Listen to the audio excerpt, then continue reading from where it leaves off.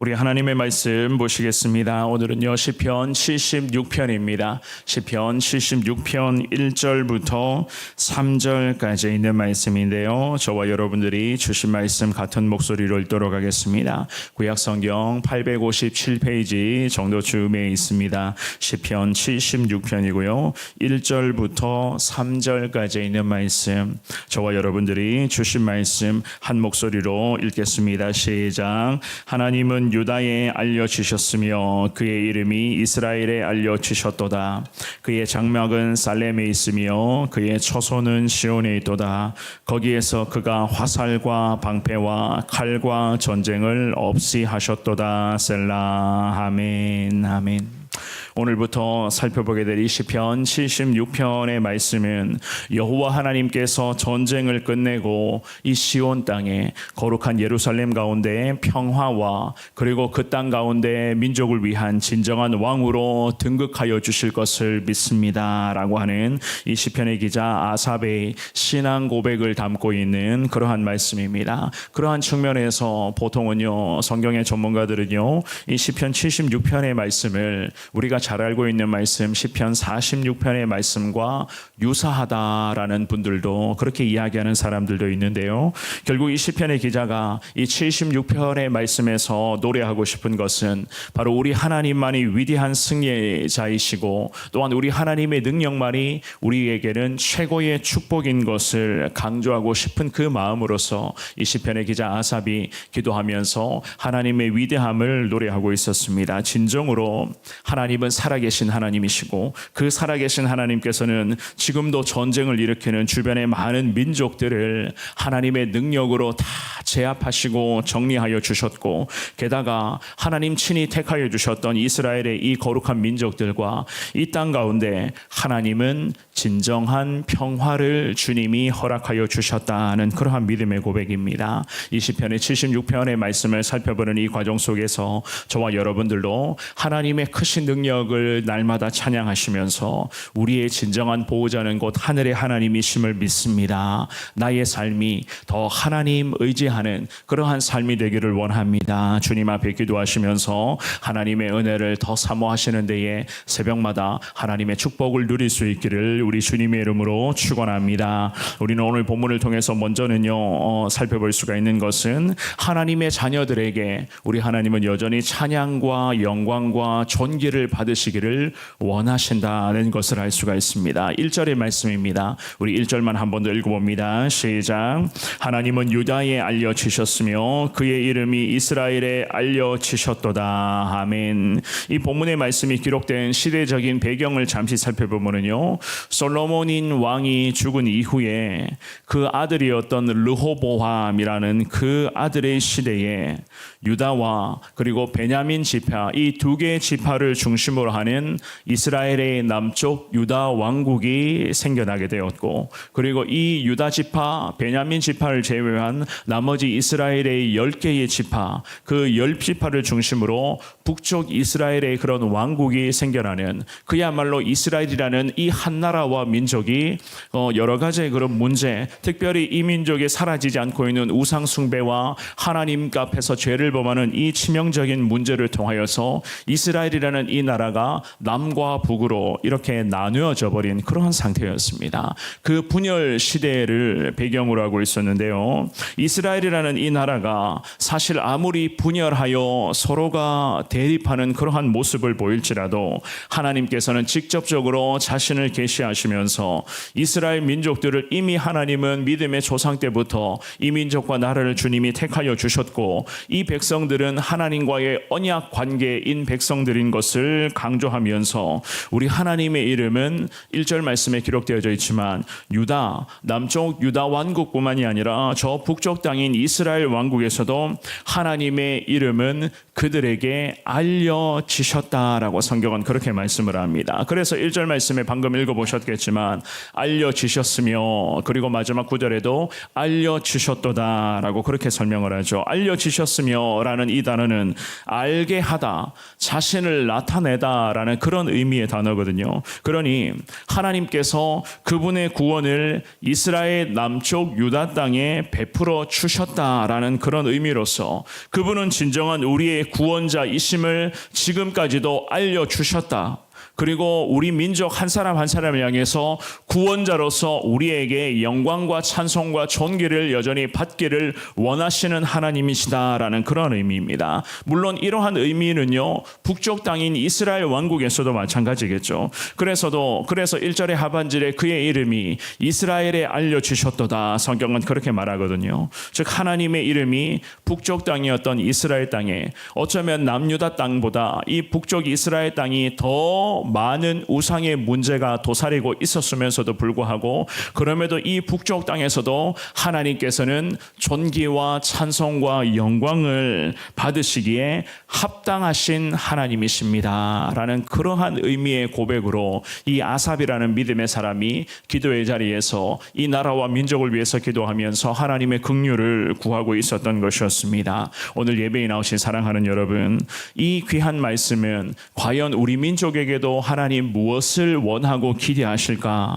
오늘 이 새벽에 기도하기를 원하는 저와 여러분들에게도 하나님 어떠한 기도를 기다리고 계실까? 기억하시기를 바랍니다. 아무리 이 나라 대한민국, 이 한반도가 남과 북으로 사상과 이념과 체제 때문에 나뉘어져 있다고 할지라도 이 나뉘어져 있는 이 땅에서도 하나님께서는 진정한 구원자로 높임받기를 원하시는 하나님이시고 이 남한뿐만이 아니라 저 북한 땅에서도 마찬가지입니다. 하나님의 이름을 찬양하는 믿음의 백성들, 그 간절하게 하나님의 긍휼을 구하며 하나님 앞에 눈물로써 하루하루를 버텨나가고 있는 그 믿음의 동포들의 그 귀한 기도와 은혜의 삶의 순간을 통하여서 하나님은 그 땅 가운데도 친히 거룩하신 하나님의 영광이 임할 수 있도록 성령을 통해서 주님은 은혜를 더하여 주실 줄 믿습니다. 우리는 그래서 과연 어떻게 나아가야 되는가? 이 나라와 민족을 위해서 아삽이 간절한 마음으로 남쪽과 북쪽을 위해서 기도하였었고 이 남쪽과 북쪽에서도 하나님의 이름이 온전히 높임받기를 원한다 고백했던 것처럼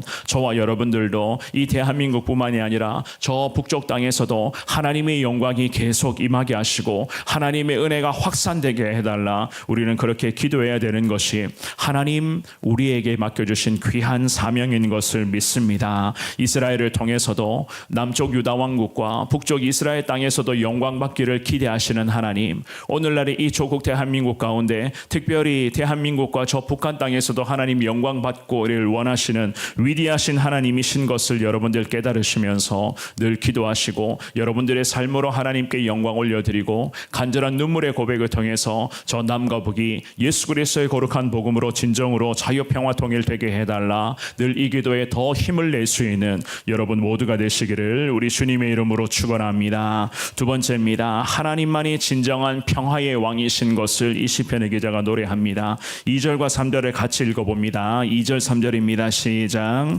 그의 장막은 살렘에 있으며 그의 처소는 시온에 있도다. 거기에서 그가 화살과 방패와 칼과 전쟁을 없이 하셨도다. 셀라. 아멘. 이 시편의 기자 아삽은 하나님은 이스라엘에서 영광 받으시기를 원하시는 분이십니다 노래하고 찬송을 하면서 2절 말씀에서는요 이렇게 고백을 하죠. 그의 장막, 그분의 장막은 살렘에 있고 시온은 처소는 시온에 있다라는 그러한 믿음의 고백을 올려드립니다. 살렘은 평화를 의미하는 것으로서 예루살렘의 그런 고대에서부터 사용했었던 예루살렘이 일컫는 그런 명칭이었습니다. 그런데다가 이 시온이라고 하는 단어와 살렘이라는 단어는 평행을 이루어서 보통은 이 시대의 민족들이 사용을 하고 했었는데요. 그럴 때에 이 두 가지 단어가 동시에 쓰여지는 이 과정은 결국에는 예루살렘 그 거룩한 성전을 이 민족들이 지칭을 할 때에 보통은 이러한 표현으로 주님 앞에 기도 생활을 이어가고 있었던 것이었습니다. 우리가 기도할 때에 때로는 이 제단에서부터 이 성전에서부터 우리가 이런 고백으로 기도하시잖아요. 결국에는 이 제단이나 이 성전에서부터 하나님의 은혜가 임하게 해달라는 것은 우리 성원교회에서부터, 그리고 이 땅의 모든 교회를 우리가 그렇게 지칭할 때에 보통은 성전에서 혹은 제단에서라는 이러한 표현을 하듯이 오늘 본문의 2절 말씀이 그랬습니다. 이민족들이 기도할 때에 예루살렘 성전, 하나님의 거룩한 영광이 임하는 그 예루살렘 성전을 소망하며 민족들이 기도할 때에 보통은 살렘이나 시온이라고 하는 이러한 단어를 사용을 했었던 것이었습니다. 그래서